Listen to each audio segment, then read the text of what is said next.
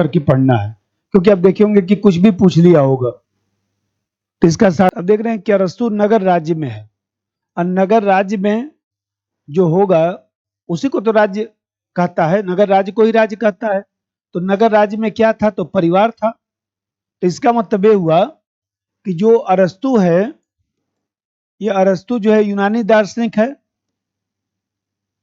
अरस्तु जो है यूनानी दार्शनिक है, यूनानी दार्शनिक है। जब अरस्तु यूनानी दार्शनिक है तो उसने माना कि नगर राज्य की अवधारणा को स्वीकार किया। नगर राज्य की अवधारणा, नगर राज्य की अवधारणा को स्वीकार किया। तो नगर राज्य में क्या चीज महत्वपूर्ण है, तो परिवार। परिवार महत्वपूर्ण था। नगर राज्य किससे मिलकर बना था, तो परिवार से मिलकर बना था। परिवार महत्वपूर्ण है। और जब परिवार महत्वपूर्ण है तो परिवार चलाने के लिए उसने कहा कि दो तरह की चीजों की जरूरत है। एक तो जो है निर्जीव साधन और दूसरा जो है सजीव साधन।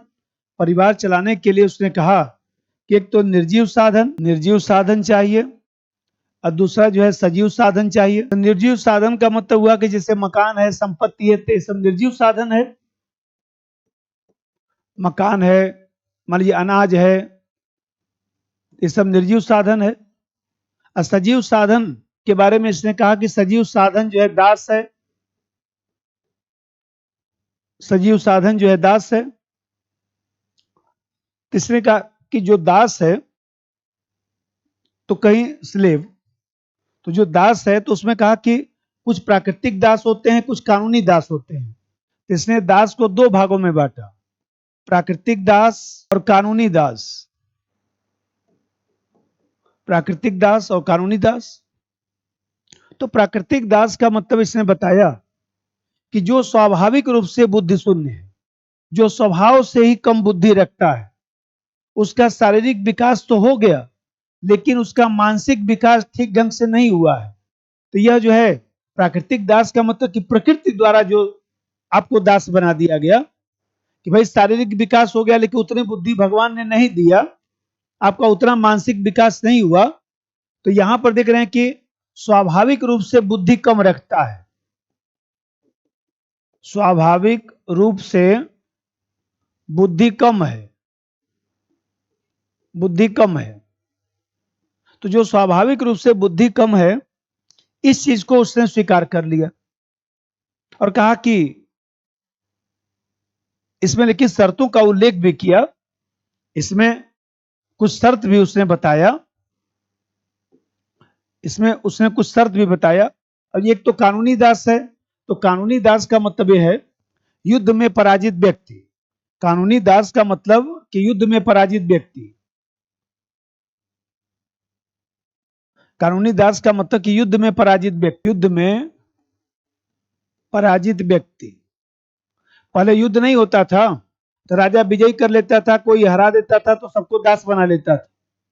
तो इसको जो युद्ध में विजयी जो व्यक्ति, मतलब युद्ध में विजय करके जो दूसरे राज्य को हड़प लिया, ले लिया, तो कहता है कि उस तरह से जो हम लोग बंदी बना लेते हैं तो ऐसे लोगों को स्वीकार नहीं करता कि इनको दास कहा जा सकता है। तो इसको जो है उसने अस्वीकार कर दिया, मतलब कानूनी दास की अवधारणा को अस्वीकार कर देता है, अस्वीकार कर दिया। लेकिन इसको प्राकृतिक दास को स्वीकार करता है, स्वीकार करता है। हमें बताया कि इसमें शर्त भी लगा रहा है। शर्त ये लगा रहा है कि जो स्वामी है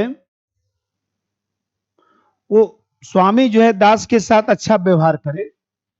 कहा कि स्वामी दास के साथ अच्छा व्यवहार करे, स्वामी दास के साथ अच्छा व्यवहार करे।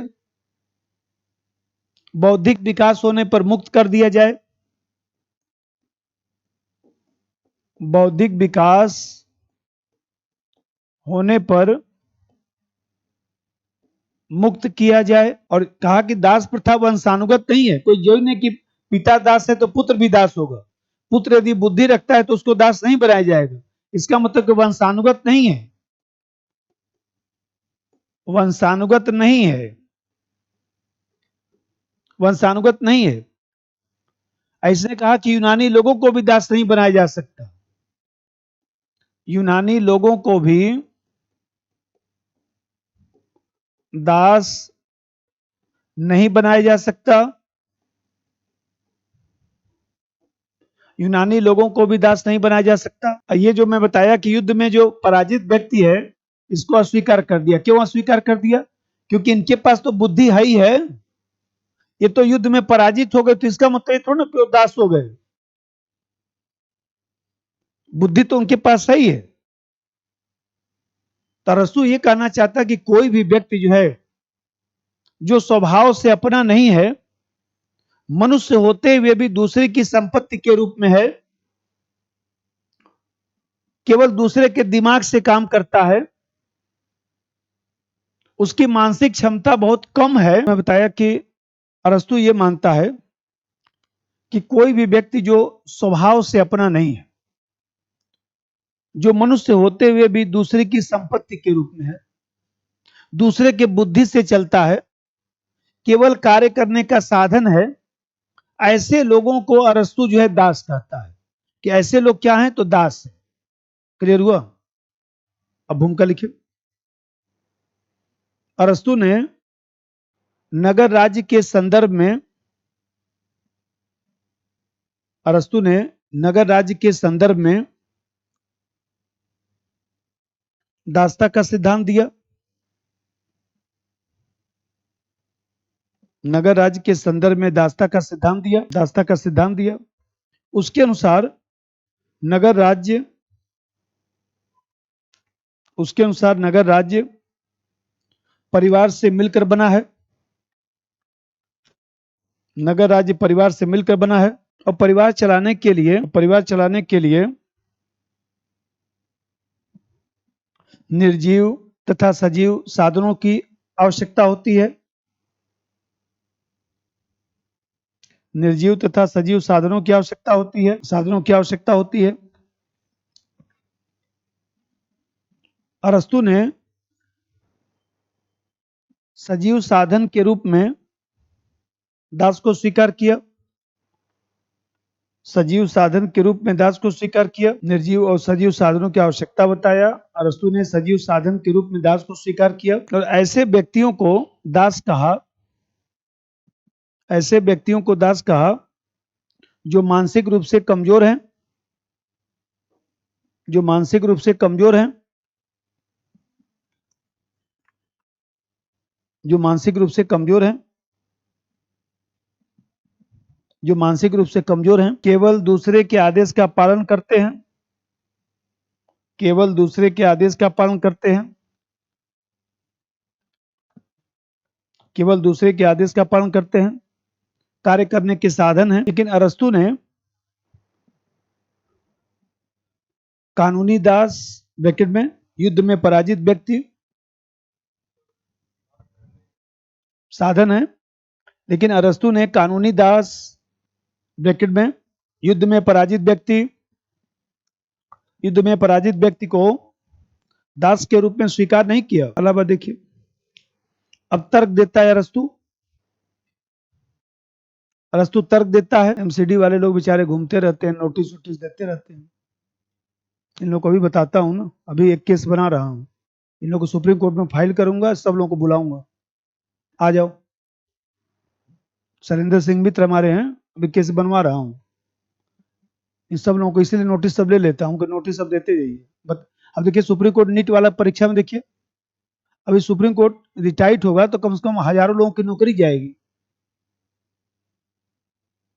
ये इन लोग मजाक बना रखे, सोच लीजिए। परीक्षा प्रणाली का ही आईएएस देख ही रहे हैं रोज कितना कष्ट हो रहा है कि बच्चा लोग जो मेहनत से इतना पढ़ रहा है, ये लोग उसको, अब जितने लोग का है जांच वाच करा उरा के सब लोगों का सम्मान समेत जो है जेल में ले आके पहले बंद कर दिया जाए।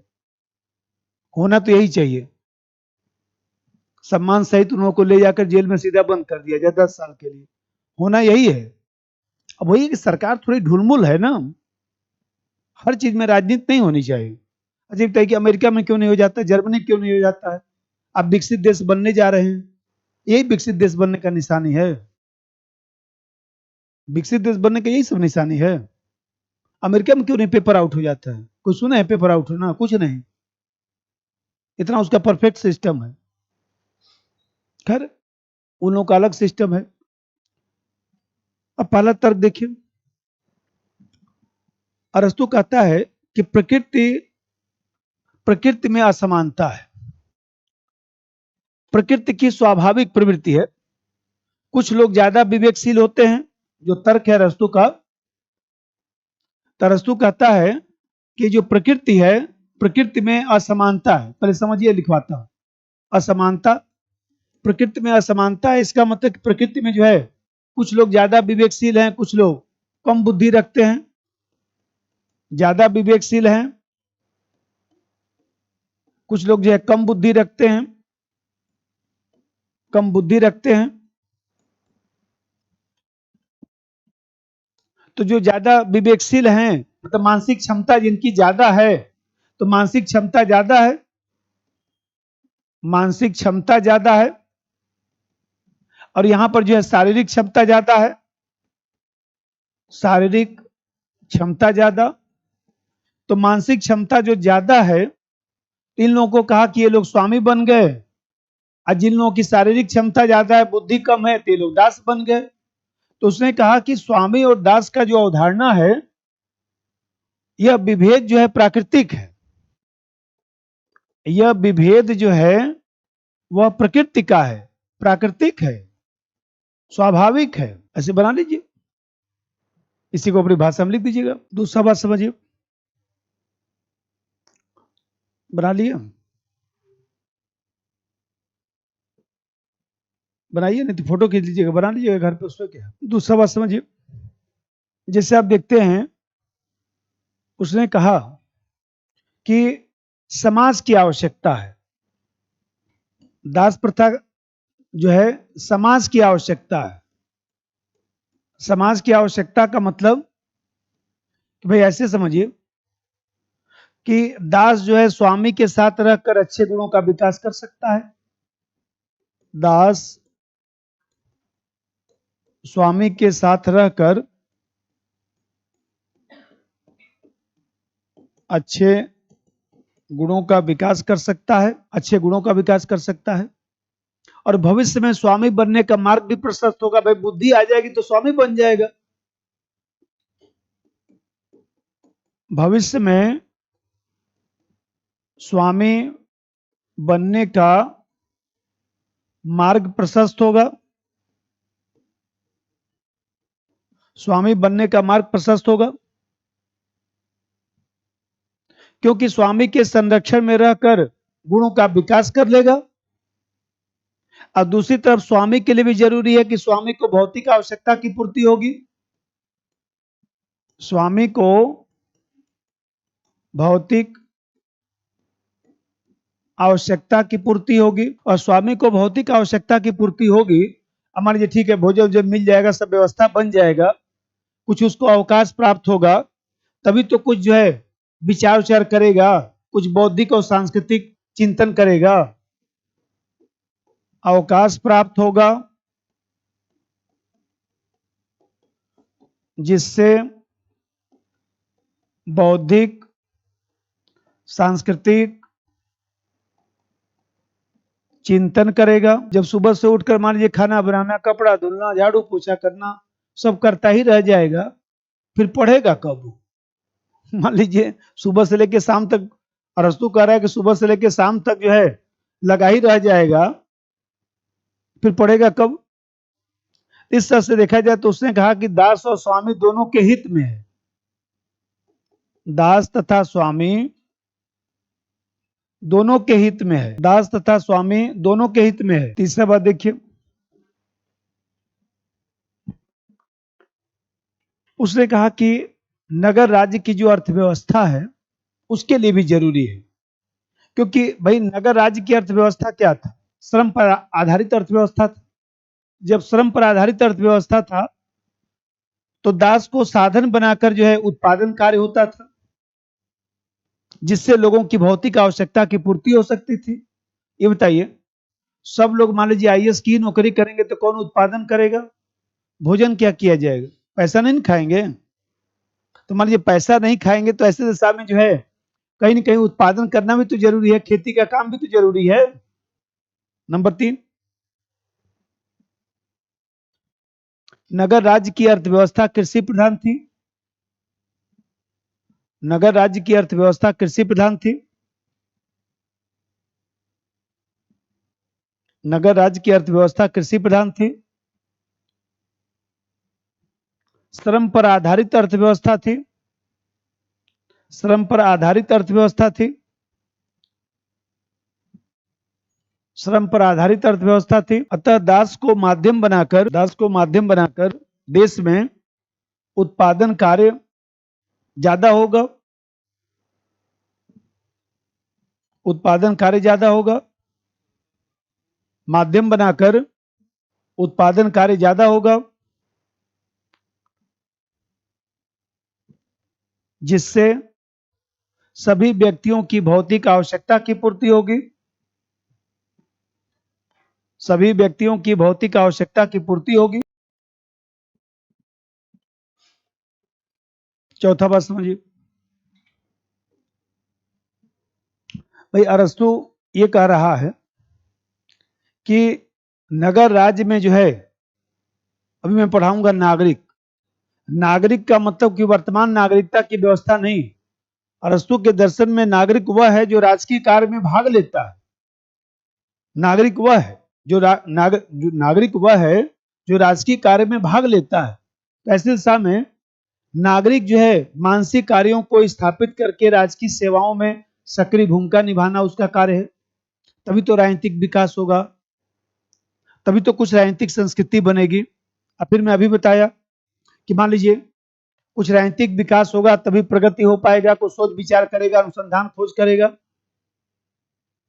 भाई देखते तो है, मान लीजिए अमेरिका हुआ, इजराइल हुआ, तमाम देशों में जो अनुसंधान खोज चलता है तो लोग 15-15 साल 20-20 साल तक अनुसंधान कर रहे हैं। 20 साल 25 साल तक अनुसंधान करते हैं, फिर भी कुछ नहीं निकलता है, फिर भी सरकार उनको पैसा देती रहती है। और हमारे यहाँ 1 से 2 साल 3 साल अनुसंधान के लिए सरकार पैसा देगी या कुछ अनुसंधान नहीं किए। वैसे तो अनुसंधान ज्यादा हमारे यहाँ होता नहीं, क्योंकि हम लोग क्या करते हैं, एक दूसरे की नकल करते हैं। जैसे मान लीजिए अब मैं एमफिल हूं, तमाम लोग कहते हैं अरे पीएचडी वाला काम कर लेते हैं, हम ही लिख देंगे आपका, उसमें कौन सी बात, डायरेक्शन दे दीजिएगा, लिखा जाएगा। अब नहीं, हम पीएचडी करेंगे तो फिर लिख कर करेंगे कायदे से, वो सब काम नहीं, फर्जी वाला नहीं। तो हमें कहते हैं मान लीजिए देखते तो हैं, दे दीजिए किसी को पैसा वैसा, लिख पढ़ के दे देगा, हो गया। पहले आईएएस बन जाइए जल्दी से, उसके बाद फिर वो भी मामला निपट जाएगा। तो हमें कहते हैं मान लीजिए ऐसा रिसर्च करने से क्या फायदा कि हम कुछ लिख ही नहीं पाए। तो ये कहता है कि कम से कम नागरिकता की जो अवधारणा है वो तो मजबूत होगा, कुछ अनुसंधान खोज तो होगा।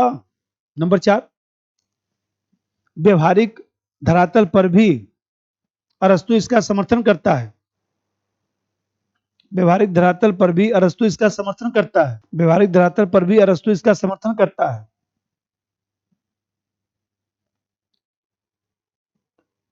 क्योंकि नागरिक मानसिक कार्य को संपादित करके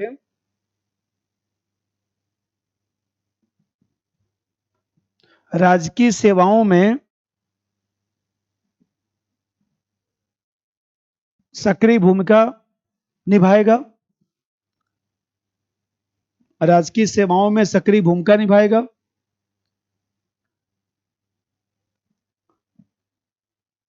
जिससे राजनीतिक विकास को बढ़ावा मिलेगा।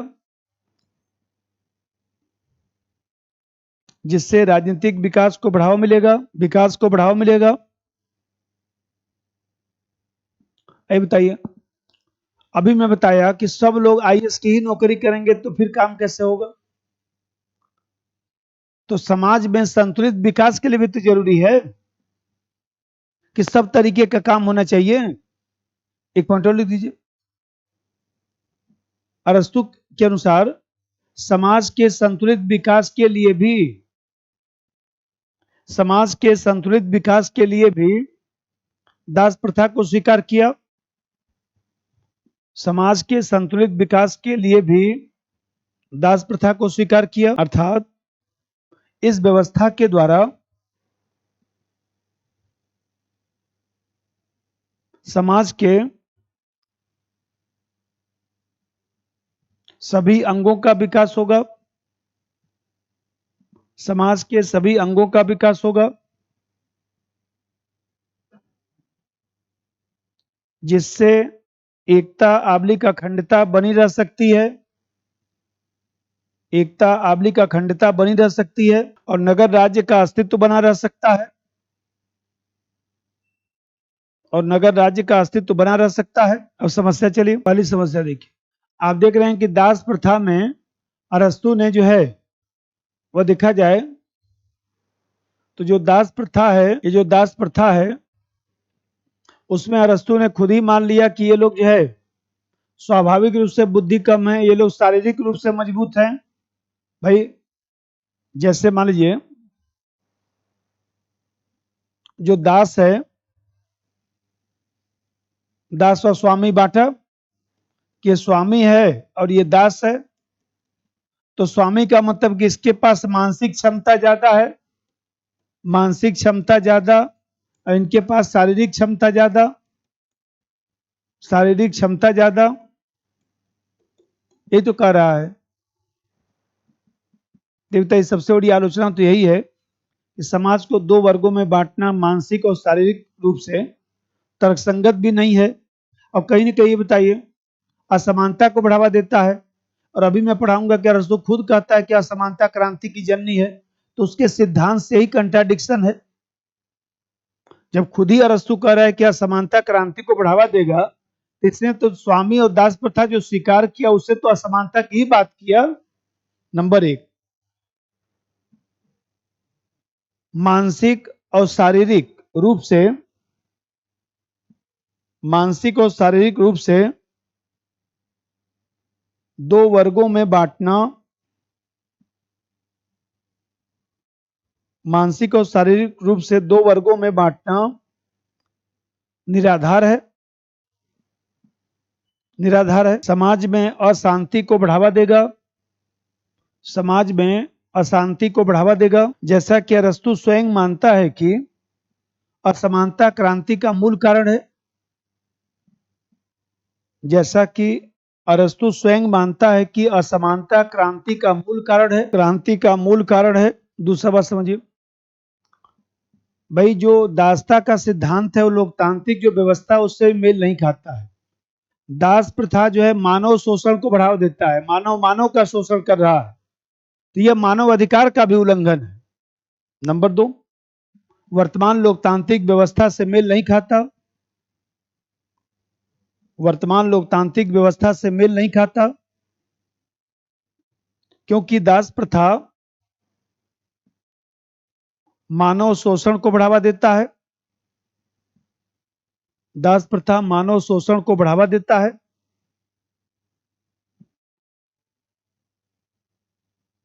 यह मानव अधिकार का उल्लंघन है, यह मानव अधिकार का उल्लंघन है। तीसरा बात समझिए, भाई अरस्तु कहता है कि यूनानी लोगों को दास नहीं बनाया जा सकता।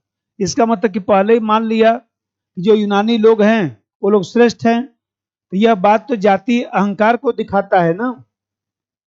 एक तो जातीय अहंकार भी हो गया, और दूसरा चीज की जब आप पहले ही कह दिए कि यूनानी लोग दास नहीं बन सकते, तो फिर तो समाज में संघर्ष बढ़ेगा ही, समाज की एकता अखंडता तो प्रभावित होगी।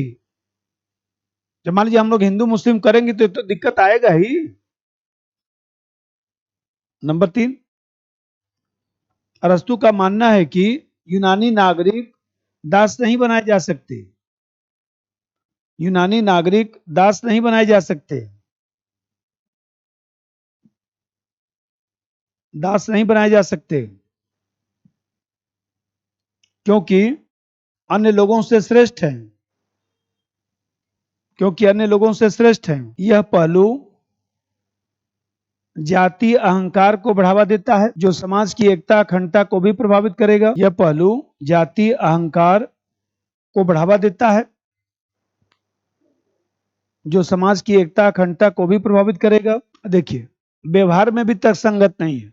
यदि मान लीजिए आज के समाज में हम लोग मान लें, आज के समाज में जात प्रथा मतलब कि दास प्रथा को स्वीकार कर लिया जाए तो अधिकांश व्यक्ति दास की ही तो श्रेणी में आ जाएंगे,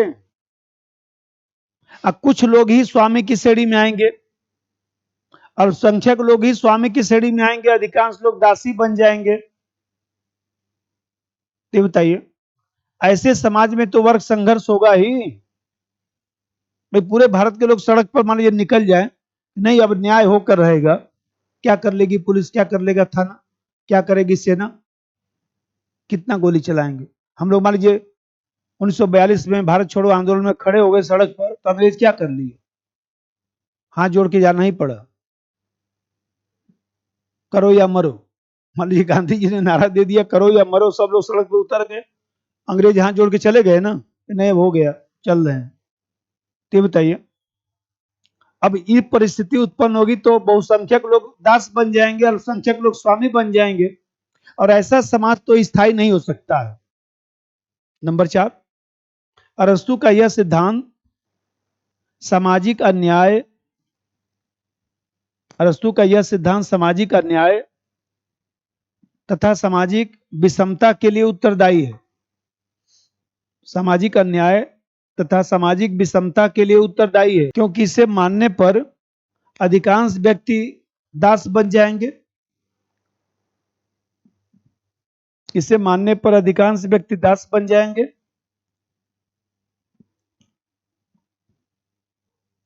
और अल्पसंख्यक वर्ग स्वामी बन जाएगा।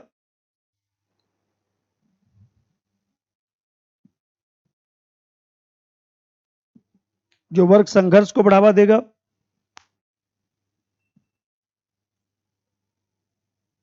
अल्पसंख्यक वर्ग स्वामी बन जाएगा, जो वर्ग संघर्ष को बढ़ावा देगा।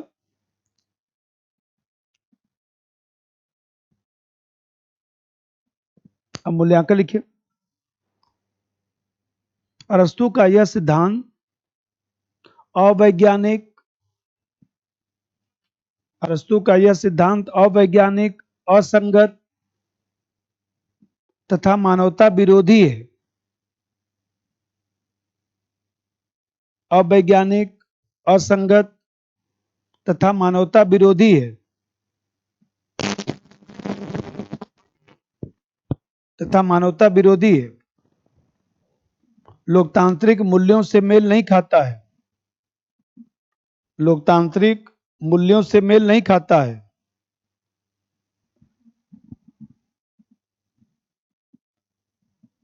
लोकतांत्रिक मूल्यों से मेल नहीं खाता है।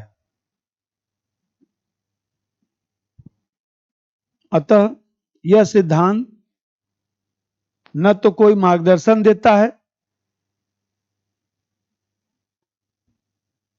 और न ही कोई महत्व रखता है। इन्हीं कारणों से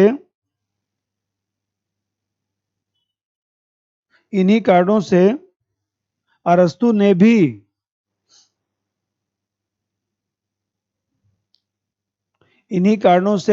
भी अनेक शर्तों का आरोपण कर दिया।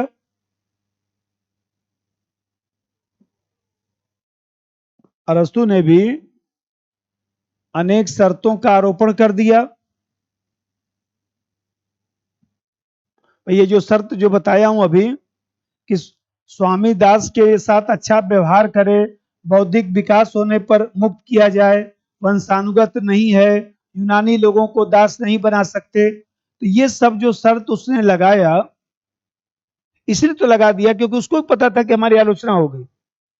अरस्तु ने अनेक शर्तों को स्वीकार करके इसे मानवीय स्वरूप देने का प्रयास किया, अनेक शर्तों को स्वीकार करके इसे मानवीय स्वरूप देने का प्रयास किया, इसे मानवीय स्वरूप देने का प्रयास किया,